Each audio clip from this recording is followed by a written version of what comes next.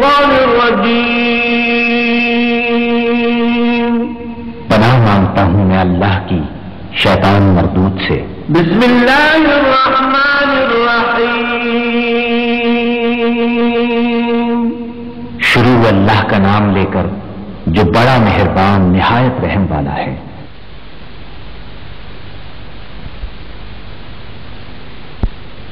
امید ہے سرکار قدموں میں بلائیں گے.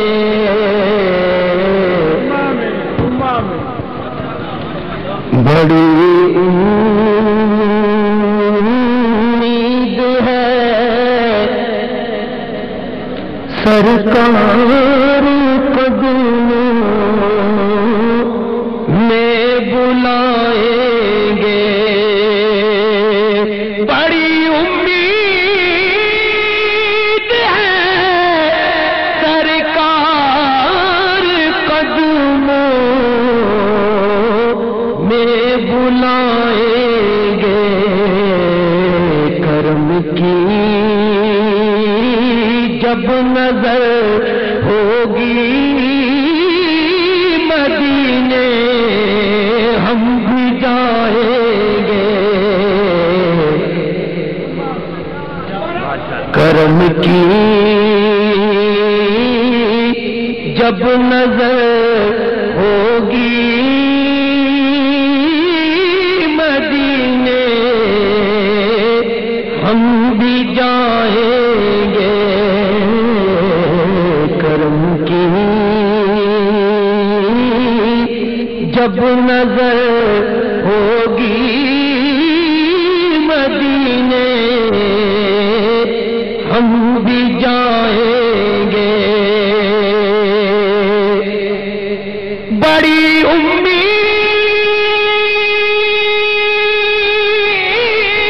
ہے سرکار قدموں میں بلائیں گے. کرم کی جب نظر ہوگی مدینے ہم بھی جائیں گے. کرم کی جب نظر ہوگی مدینے ہم بھی جائیں گے. بڑی امید ہے سرکار قدموں میں بلائیں گے. کرم کی جب نظر ہوگی مدینے ہم بھی جائیں گے. اگر جانا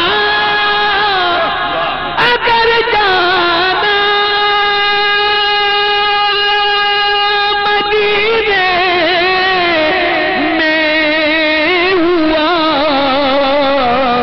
ہم غم کے ماروں کا.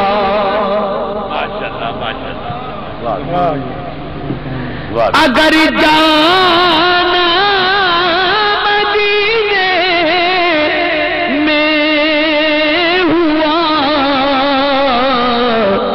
ہم غم کے ماروں کا.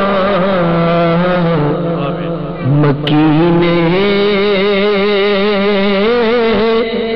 گنبد خضرا کو لے دل سنائیں گے. مکینے گنبد خضرا کو لے سنائیں گے مکینے گنبد خضرا کو حالے دل سنائیں گے قسم اللہ کی قسم اللہ کی ہوگا وہ منظر دید کے قابل قیامت میں رسول اللہ جب تشریف لائیں گے قیامت میں رسول اللہ جب تشریف لائیں گے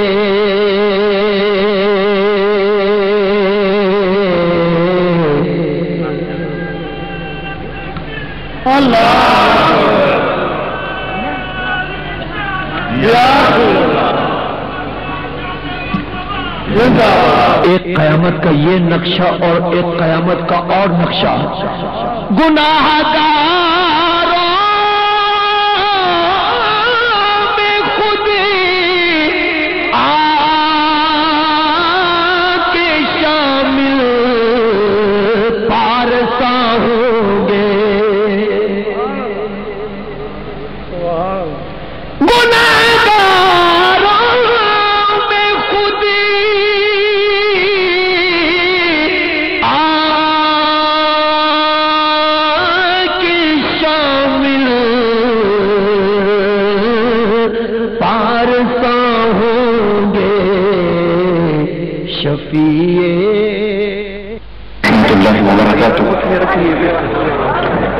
برادران اسلام،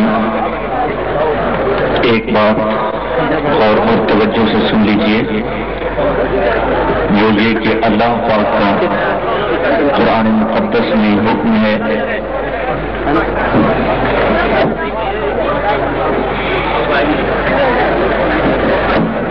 کہ قرآن مقدس کی آیات کو سماعت کرنے کے آداب بھی اللہ پاک نے ہمیں عطا فرمائے ہیں۔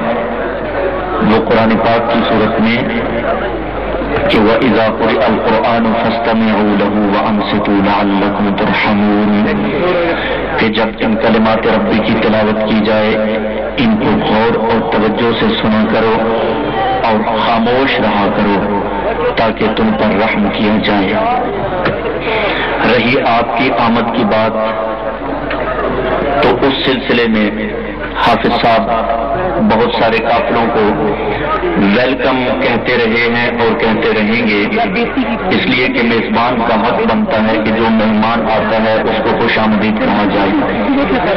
اس ضمن میں ایک بات آپ کی سماعتوں کی نظر کرنے کے بعد میں تلاوت کلام اللہ شروع کرتا ہوں، توجہ سے سنیے۔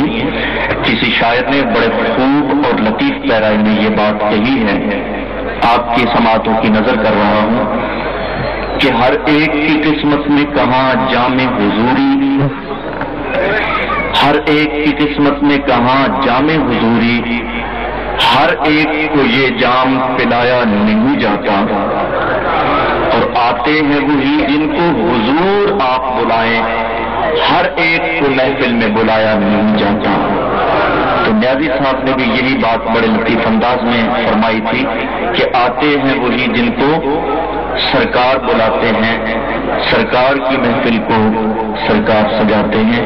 آپ نصیبوں والے اور خوش قسمت لوگ ہیں جن کو اللہ نے اپنے مقدس ذکر کی محفل میں بلا لیا اور اپنے پیارے محبوب کریم صلی اللہ علیہ وآلہ وسلم کے مقدس نعت کی محفل میں آپ کو بلا لیا گیا۔ آپ تمام احباب سے التماس کرتا ہوں کہ جھوم جھوم کر عقیدت و محبت کے ساتھ حضور نبی کریم علیہ الصلوۃ والسلام کی بارگاہ بے کس پناہ میں ہدیہ درود شریف پیش کیجیے، اس لیے کہ درود شرط ہے ذکر محمدی کے لیے۔ درود پاک کا نذرانہ پیش۔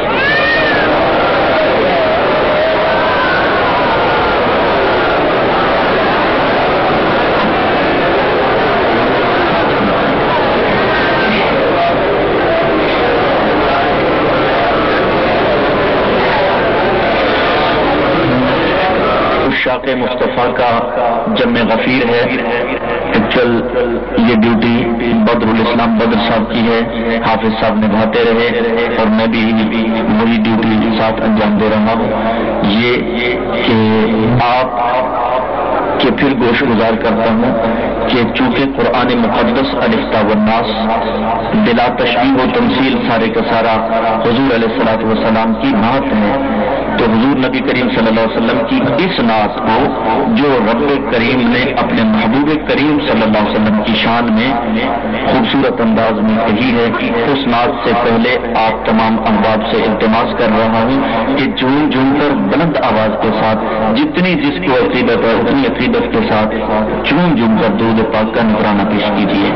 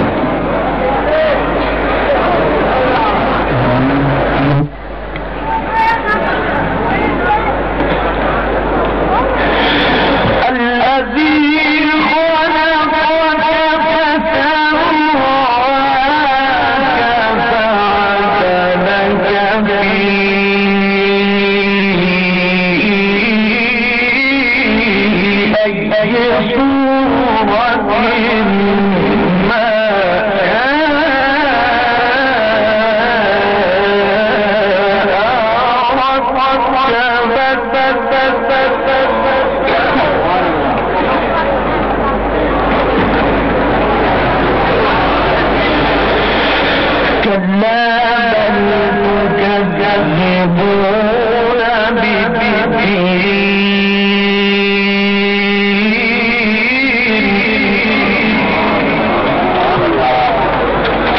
وإن عليكم لحافظين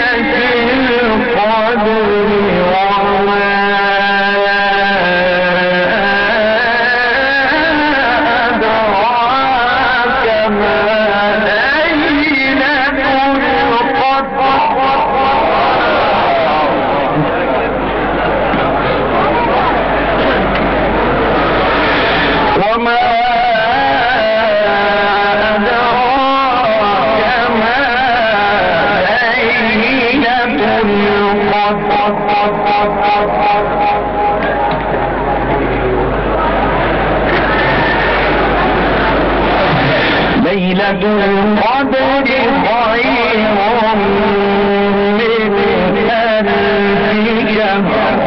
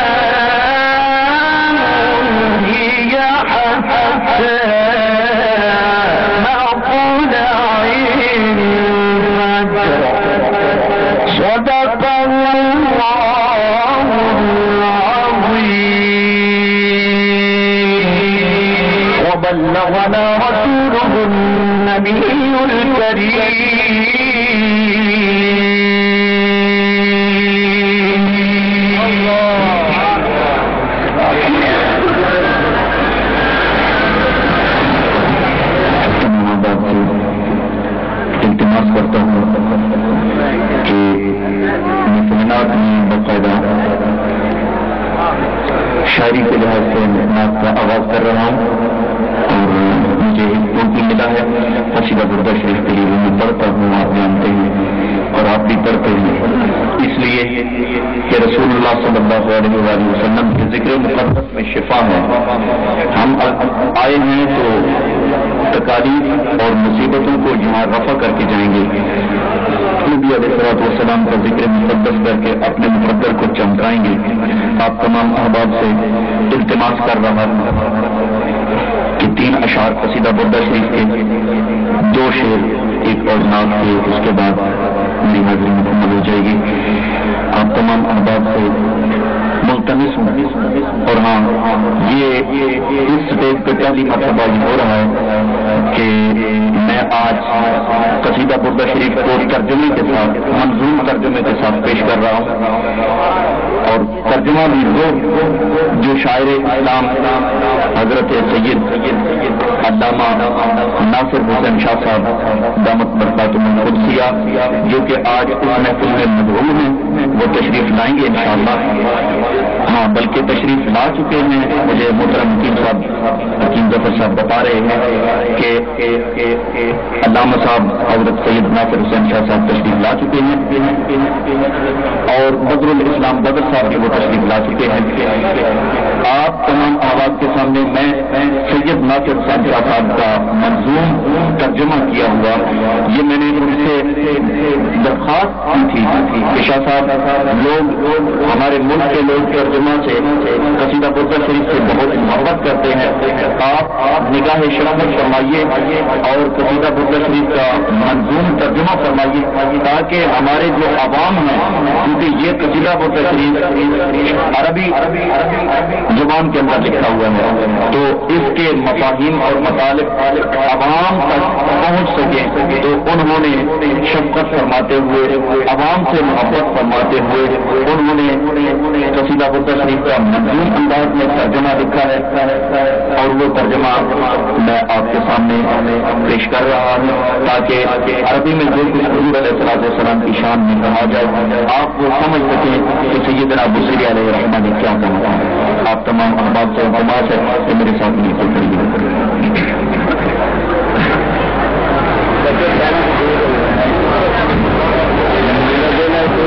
مولاي صل وسلم دائما ابدا على حبيبك خير الخلق كلهم، مولاي صل وسلم دائما ابدا على حبيبك